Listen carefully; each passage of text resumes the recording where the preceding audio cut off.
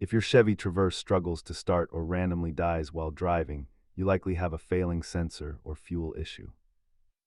Nearly half of all stalling complaints on early Traverse models are linked to the high-pressure fuel pump system.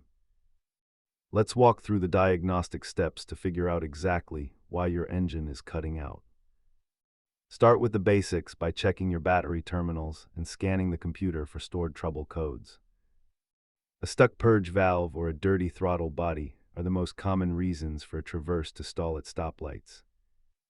If you notice long cranking times or a reduced power light, your high-pressure fuel pump is likely failing.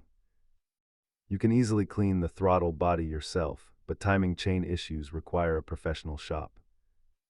Repairs range from a cheap $50 valve to a major investment if the timing chain has stretched. Follow this flowchart to isolate whether the problem is fuel, spark, or the starter motor itself. Keep an OBD scanner and a basic socket set in your trunk to handle these common GM electrical glitches.